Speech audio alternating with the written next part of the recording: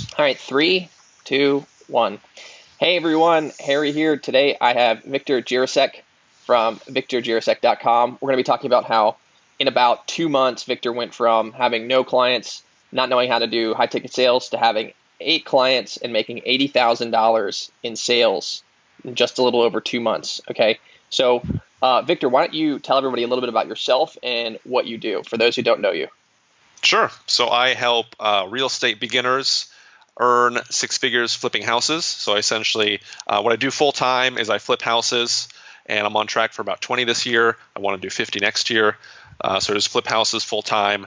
And then what I also do is I teach people. So teach people how to flip houses. So that's pretty much it. Dude, awesome. And so we did an interview like this about a month ago after your Yep. first month. So can you just tell everybody a little bit about, just at a high level, what were some of the wins you had in that first month? Where did you get to at the end of that?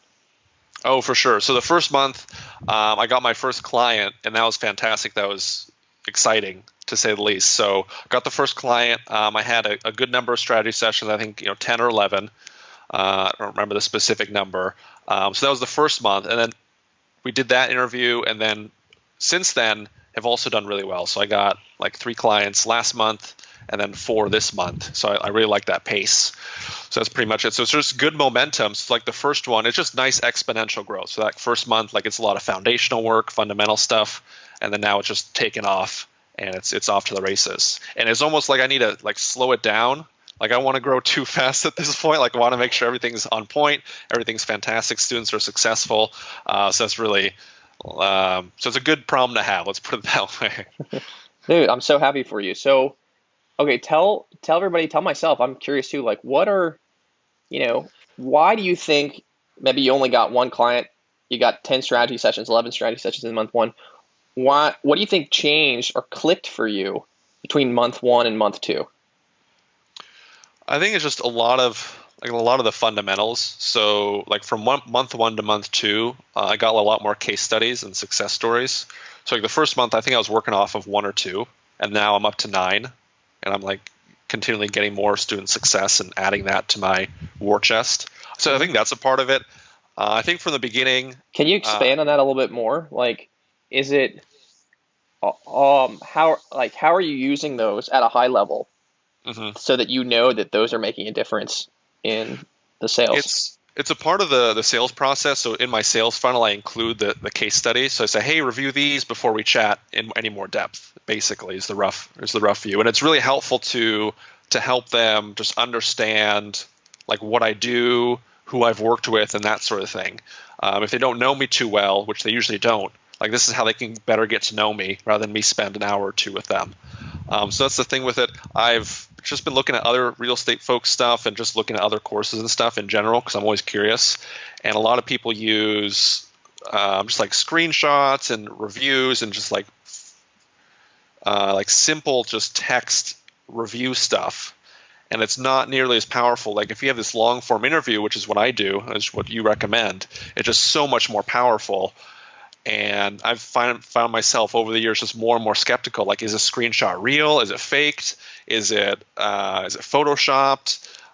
Even on Fiverr today, like you can get like fake reviews, and it's so easy to get. So I'm just and I think everyone's like this. Everyone's just like heightened level of skepticism, heightened levels of skepticism, and I'm the same. So having this good case study and just having a lot of them, like it's one thing to have 1 or 2, which is what I had before. But once you have like a good number, I'm coming up on a dozen here pretty soon. Like it's really hard to like push that away. Like, oh, this guy's It's legit. really hard to There's that much maintain success. skepticism. Yeah, yeah. Well, especially for you, like to turn around here really quick. Like you have a ton of case studies, you have a ton of success stories. So at a certain point, it's like, well, Harry has 20 plus success stories. I don't know where you're at now. It's like I think he's legit. I think he knows what he's doing. Either that or he's got a bunch of like friends who have There we have go. Yeah, have no scruples or morals. yeah. Um, yeah, and like, have you started to see yet, um, like people getting to know you maybe at the top of the funnel with those assets? Are people like engaging with them on Facebook or like coming into the funnel because they saw one that piqued their interest? Has that started to happen at all for you yet? A little bit. Not as much. So not as much. No, it's more of a like bottom of the funnel asset, just like we Totally. discussed. Totally. And But that's, just like right before they're about to buy, this is what they're looking at. yep, that doesn't surprise me. And it's, yeah, I think that's what people don't realize is it's not, the initial value isn't a top of funnel lead generation tool. Hmm. Over time, that does definitely come into play, but it's more of a sales asset. Okay, cool. So one of the biggest things you saw a difference of was collecting more of those by the end of month two or in month two. What other kind of things clicked or changed between month one and month two? So it was that, and then just refining my sales skills. So that was really helpful. So we worked on that quite a bit. It's Did one you thing. go ahead? Yeah. So it's pretty much just refining those sales skills. So it's just like getting really good at that. Like you have a really good script, you have a really good layout, flow, all that stuff. And then just as you're learning something, you're just not good at it, and you can just get better over time. So just little tweaks here and there. I had a lot of like little phrases and little ticks that I'm still working on, just to improve my sales skills. So I'm getting there, I'm improving, but there's that big shift, and it was just incremental. Like every strategy session I did, I got maybe 1% better. It's not like from one day to the next, it's like, oh, I'm amazing now. It's just like, oh, I made a mistake, or someone else pointed out a mistake, and I improved it, and then I improved it, and then I improved it. So that's pretty much what it was. Yeah, and maybe you get, instead of 1%, like 10% better. But if you get 10% better over 10 different strategy sessions, 10%, then 10%, then 10%, when that compounds, you're like, I don't know the math, but you're like 2, 3, 5 times better at the end of that process. So it adds up. And then like if you knew me from my first strategy session to my last one, like this isn't even the same person. Like, holy, who is this? So it's totally different, which is good. So I'm getting better, and I still have a ways to go. Don't get me wrong. Like I'm not anywhere near perfect, but I'm on that improvement curve. Like reflecting back, like now where you're at, like looking back where you were, speak to like, did you realize how much depth there was to having like a conversation, and how much like strategy and thinking you could apply to that conversation? I don't know if it was a huge surprise, but it was definitely like it was a good learning thing. Like it's not just a conversation. Like there's structure to it. So I'm just trying to think of the right word, but yeah, there's definitely. I wasn't aware of that. I'll put it that way. I wasn't aware that when you're putting a conversation a certain way or asking certain questions, like you're setting them up for something, or you're just trying to put them in a certain mental space. Yeah, maybe it's about yeah, how much intentionality there can be, like everything that you do or don't do, there can be a purpose behind it, to either help them learn something, or help them be at ease, feel comfortable, whatever it might be. In that regard. And that's one of the things I learned. Like I would sometimes miss a phrase. It's like you have a script, and that's awesome. And I would like either miss a question or miss a phrase, and it would go downhill, or something wouldn't go right. And I was like, oh, what did I miss? And it turns out I missed this phrase. I missed this one thing, and it messed everything up. But it was one of the things like you do first. And if you don't get that taken care of first, then everything else just doesn't flow as well. It doesn't put them through the right mental space. It's crazy, but there's a lot of like little subtle things that make a huge difference. How do you feel about, like, do you feel that as you've gotten better and you've been practicing, like there's more and more things where you can self-diagnose, and you can start to hypothesize, okay, maybe that didn't go well because I did this, and I'm thinking it's that because of this principle that I know about, how people buy, or how they build relationships, how they build trust. Do you feel like you're kind of cultivating those skills at all? Oh, for sure. Yeah, 100%. And then the other thing is sometimes I say something and like immediately it's in my head like, oh, I should have said that. I shouldn't have said that. So there's that. So it's just learning like these basic sales principles, and the rest follows from that. Do you feel comfortable sharing like any of the things we've talked about, like the kind of maybe filler words or things that you used to say? Yeah, more? No, for sure. I'm happy to share everything. Yeah, so I had a lot of. I'm still working on it in regards to like tics. So a thing with salesmanship, it's basically, as you say, it's applied communication, and part of that is just empathizing and understanding where the person's coming from. So you want to come at them at their level and just understand where they're coming from, and understand their situation so you can provide the solution. So you have to just work with them there. So what I had an issue with, and I'm getting better at this, is just coming in non-empathetic or coming in robotic. So someone would say this sad story like, oh, I tried this other program and it didn't go well and I'm unhappy with it and I spent a lot of money and I feel burned. And I'd say something like, oh, that's interesting.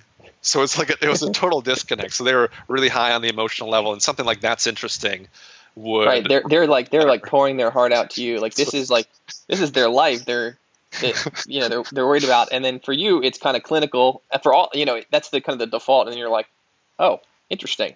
And you just move on. And it's just so interesting how, what we can communicate. It's not just the content of what we're saying, but also like our tone, our pacing, all that stuff. And I mean, like for those who are listening, we're getting into like really advanced stuff. This isn't like the only thing that sales is about. It's just some of the stuff that Victor and I have been working on together for him that's allowed him to level up. So, well, that's exactly right. Yeah. So this was a lot of little things. So stuff like that. So that's interesting where there's just a disconnect, and that's not necessarily going to kill the sale or that's not going to turn them off fully, but just one of those things like, I don't know, shouldn't have. There's just like a friction in the conversation. So stuff like that. Do you remember any of the other ticks? I can't think of something. I'm happy to dive deep. I just can't think of any off the top of my head. That was the one that came to mind for me. And I'm glad you brought it up because you're right. It may not kill the sale or anything, but like what we're always thinking about is, okay, is there anything we're saying or doing or not doing that creates an opportunity for doubt, an opportunity for breaking rapport? And when you're thinking at that level, you start like just turning over everything you're saying with a fine-tooth comb, and then you start really identifying these things, and it just does make a difference. It really does. The other thing, while we're on the subject of ticks, the other thing, and I've gotten better at this as well, is the sighing. Do you remember that? Yeah, that was the other one. Yeah.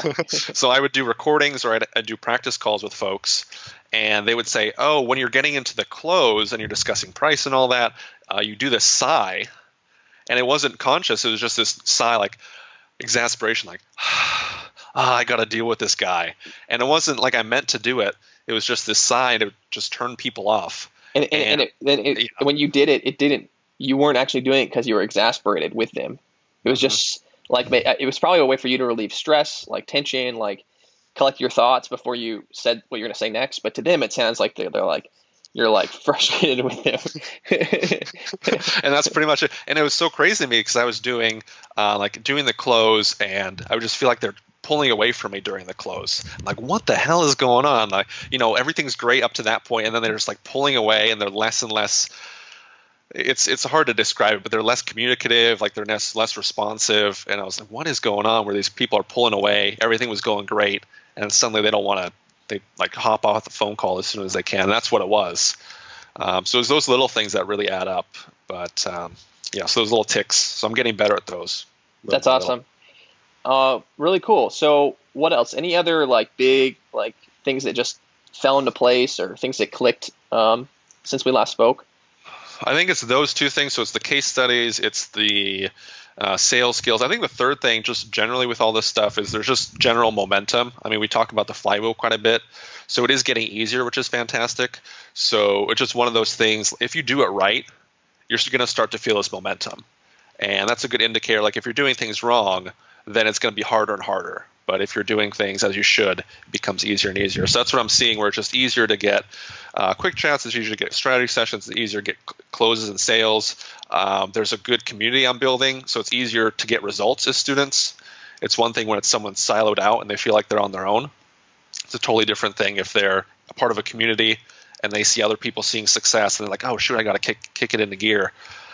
Can you speak to that some? How are you cultivating, or maybe you're not even doing much to do it, but like, tell me a bit more about how maybe some of the wins of early clients have helped other clients take more action and see more success.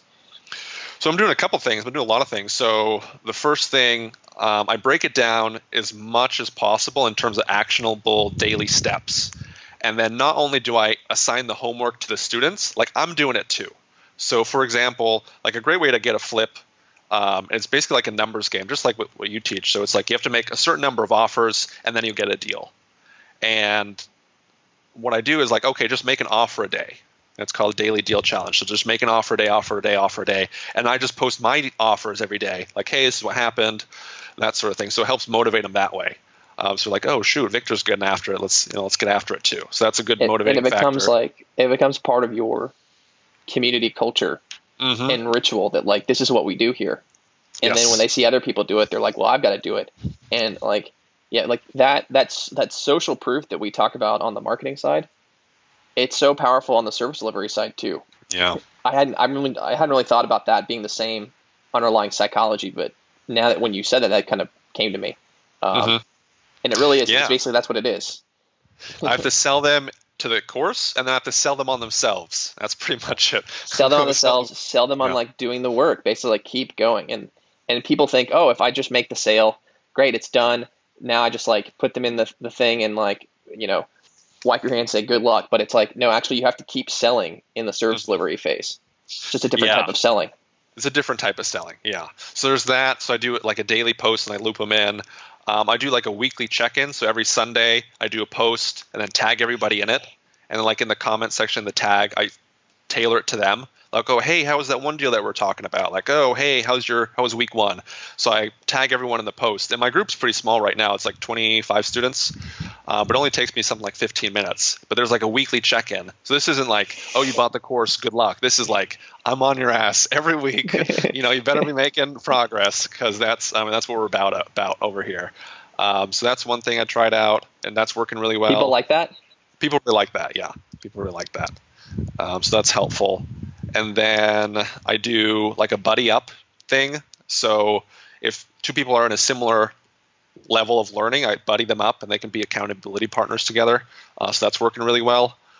Or if they're in the same city, I buddy them up and connect them.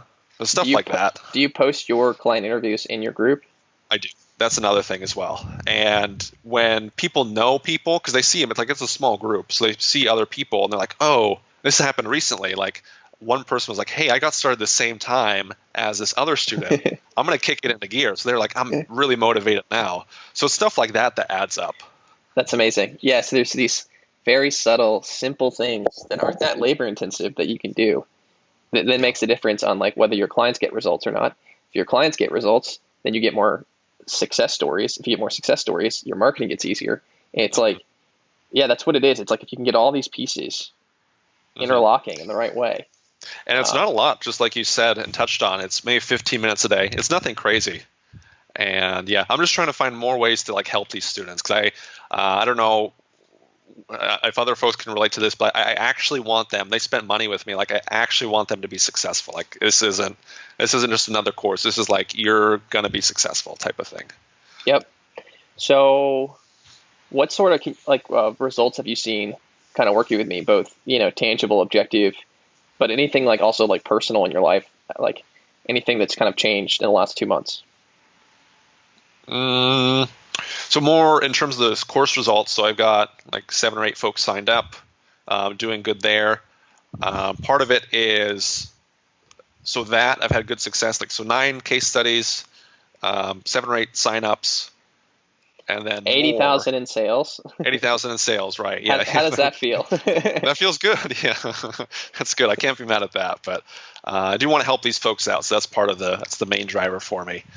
So there's that part of it. I think there's like what's happened in the past, but also take it like to future pace for the future, where it's like, okay, I'm very confident. I know what to do. I know where I'm going to be. I want to continue on this exponential curve. So it's not just great. I had a great last month, last 30 days. Like, where am I going to be in a year? And I'm very excited for that. So it's that entire piece of it in regards to this course business. Yep. It's like everything is part of it. So there's that. The other thing we haven't like talked much about like where you were. Sorry to interrupt, but like where you were before in this interview. But like have you like kind of? I think we all do this. Like, have you acclimated already to like the new sales skills and the new success? Like, do you look back at all on the time like 2 months before and how different it was, compared to now? It's a new baseline. Yeah, the baseline shifts really quickly. And for me, it's like a day, like from one day to the next, like, okay, this is where I'm at now. So I am used to like getting a sale a week is basically what I'm at. I'm happy with that for now until I upgrade the course and can scale it from there. It's like you now have that. that predictability, right? Like Yeah, you exactly. have you have like, I feel like before we talked together, it was like you knew that you could do like a coaching program, but it was just a lot of trial and error, a lot of trying different things, different other opportunities, programs. Um, but now it seems like like you have a path in front of you and you just have to walk it, if that makes sense. There's value in the clarity, and there's a lot of clarity. Yeah. But the baseline, to answer your original question, it has shifted. So I got used to it pretty quick. And to finish that story, so I was used to like a sale a week, and I missed a week. I was like, oh shit, I was so pissed that week. But then the next week I got two, so it worked out. But you get used to that new baseline really, really quickly, like almost too quickly. But no, it's going well, and it's definitely hopeful for the future. Like I just want to keep this up. I want to be the best in the industry, best teacher when it comes to house flipping. So I'm on the path for sure. Hopefully within, I don't know if it's possible within 12 months, I'd say. Nice, man. Dude, I would love to see that. Like, I think that's really, really good motivation, good drive. Like if you can just be the best in your industry, but really also just every day, every month, every week, just be a better Victor, Yeah. be a better offering. And if you just keep focused on like what you're doing and like making it 10% better every week, every month, you're going to get there, and you don't have to worry about like what other people are doing. You just worry about your clients and things like that. If that makes sense. Well, yeah, I've been watching a lot of like Jeff Bezos interviews recently, and it'll tie back, so don't worry about that. It'll be where he always talks about customer obsession. And I want to do student obsession. Like if you take care of your students and they're super successful, like the rest is going to take care of itself. And that's pretty much what you teach. Like, hey, get more clients by using your existing clients that are happy. And it's just flipping it on its head where everyone's like, oh, how do I market? How do I do this? How do I do Facebook ads? How do I sell? And it's like, well, if you do this correctly, this is going to be a ton easier. 100%. Yeah. One of my theses is like the best and only long run competitive advantage is like getting clients consistently results. Yeah. So if you do that, then a lot of other things, yeah, like you said, get a lot easier. I was trying to think if there's something else I wanted to say there. Yeah, but I think student obsession, customer obsession, that's a good idea. It's a really good idea. And other folks talk about it. They talk about like, yeah, if you focus on results, then you get that positive feedback loop going and things grow. But if you just focus on marketing first and not client success, then you might have like a big bang at the beginning if you know how to do marketing. But then eventually it'll catch up to you. It may be a few months, a few years, who knows? But like the word will get out, and then you'll have negative word of mouth at some point. And that's not good. I can't imagine fighting that loop. That would not be fun. No. So that's pretty much it. I can't, I'm going to hit 10 case studies this week. So I'm just trying to do like one a week. So I'm going to hit 10 this week. And then hopefully I'll get to a point where it's like 2 a week. And if I can hit 100, I mean, it's going to be fantastic. I want to hit the thousands. It'll be good eventually. Yeah, man. So what do you think, like, what's on deck for you? What are you going to do in the next month or two? So for this month, I'm good in terms of sales. So I got them in like the first 10 days. So I'm good. I really want to focus on the course, like make sure it's really good. Really focus on that, and then I can scale it up. Like I want to make sure it's really, really good. My students are having like a specific hang up in a certain area, so I want to solve that problem and then really scale it from there. That's pretty much it. So just do more of what I'm doing and then help the students get better results. So that's pretty much it. Nice, man. Nice. So yeah, so I think what's cool about that answer again is like you didn't say like, oh, I got to do this new channel, I got to do this new tactic, or I got to introduce a new product. It's like you're just like, no, I'm just going to do more of the same, but just do it better and just keep doing it, which is it's awesome like that. I thought when I first started, I thought that like what I was teaching, I was like, oh, maybe it'll tap out at like 20,000 a month or 30,000 a month in sales. But like I've yet to see kind of the limit to doing these foundational things that we focus on well, without having to reach for more complicated channels or tactics or more expensive things to do. Yeah, and then at that point, if I'm just doing a new channel or I'm doing something new, it's just additive to what I'm doing. It's not chasing a shiny object where I spend several months on it and get nowhere, and then it's like, oh, I'm basically where I started. It's more, okay, it just grows from there. Just a natural extension, like, oh, it makes sense that you started doing that. Yep. So cool. So let's go back to our when we initially got in touch. Like, why did you decide to do business with me? I was just frustrated with the results I was getting. I was frustrated with trying to figure out everything on my own, and I was just tired of like spinning the wheels and not going anywhere. Because I realized I had a good product or I had a good service. I knew I could do what I wanted to do. You were an expert. You had already been flipping houses for years hmm on hmm your own. Yeah. It was like, how do I teach people to do that?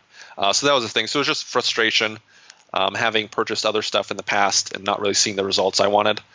And then so we spoke and it seemed like a fit, so move forward there. But it was just, I just wasn't satisfied with how I was doing it. And it didn't make sense. It didn't seem sustainable. There's a lot of things that were wrong with what I was doing previously. So then we connected and it just, went from there. Did anything kind of kick you over the fence, or by the time we were having our sales call, was it a pretty easy decision? Yeah, so it was honestly your case studies. So I saw your case studies. I watched all of them. And then I was like, yeah, okay, cool. So you didn't know that, but before we hopped on the call, I was like, "Yep, I'm in." Whenever he'll take me through whatever script or whatever he has to take me through. I'm just gonna say yes at the end, pretty much. Because the case studies are so valuable. It's just so valuable.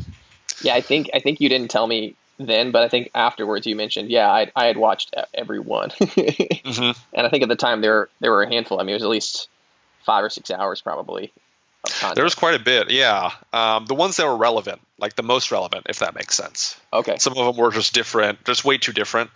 That didn't make sense, but like some of them were really relevant to me, like course creators, course constructors stuff. okay, got it. So yeah, this may be a silly question to ask, but like, would you recommend others work with me? Of course, yeah, definitely, absolutely, 100%. Um, yeah, What no, sort of absolutely. people now that you're like 2.5 months in, like, what do you like? Who do you think is like a really good fit for what we're doing? It'd be someone who has something valuable to teach. So if you have something, it could be a lot of stuff. I mean, like real estate, finance, accounting. It doesn't have to be wealth offer either. It can be like bodybuilding, just something valuable to teach, like where you can give people a good transformation if they follow what you do. So it's that sort of thing. So if you have something valuable to teach, I'd say you're good to work with. You're fantastic to work with. So just those folks. So course creators, course folks is pretty much what I'd say. Provided they have expertise of some sort. I'd give that disclaimer, yeah. Because if you don't know how to teach anything, then like what do you like? If you've read 3 articles on the topic, I mean, you're not that much of an expert. Like you're an expert above your typical person, but like you should have some core knowledge, some core competency in what you want to teach. Nice. That makes sense. That resonates with me. Um, cool. So if someone is listening to this, maybe they're on the fence. Why should they take action right now? It's just that exponential curve. Like you want to get started ASAP. So if you get started, like the best time to get started is today, because of where you'll be on the exponential curve, like where you'll be in a month, where you'll be in a year. So you want to get started ASAP because it's just going to compound and really grow from there. So the more you delay, the more you hurt yourself, honestly. Yep. Yep. Yep. That makes sense. So, okay. So what would be your number one piece of advice for coaches and consultants right now? Sign up with Harry. Other than sign up other with than me. that. Okay, gotcha. Okay. What would be your number one piece of advice? Number one piece of advice. Focus on your customers. I would say, yeah, focus on your customers. Focus on your customers, and then find a way to share that customer result with people. It's like a 2-parter. So it's one thing, like if you have 1,000 people that you've helped, but nobody knows about it, then you've basically have like 0 people you've helped. Because it's just part of marketing. Like how do I share what I do articulately? So just one of those things. So it's like, yeah, really focus on your customers, get them great results, and then find a way to share their results with other folks who are going to be future customers, something like that. But that I dig it. customer reception, yeah, I would just focus on that, and the rest will take care of itself. I dig it. I like it. Okay, cool, man. So, Victor, this is great. I can't wait to do another one of these with you in a month or two and see where you're at on that exponential curve. Here we Keep it up, man. You're doing fantastic. And yeah, like if anybody wants to learn more about you and what you're doing, like where can they find out more about you online? Just look me up online. Facebook is best. Just Viktor Jiracek. She'll spell my name and put it on the whatever thing. So just look me up. I'm one of the only folks with this name. So find me, and that's it. Reach out. Happy to answer questions. Great, Viktor. Well, thanks so much, and we'll talk soon. Thanks. Bye.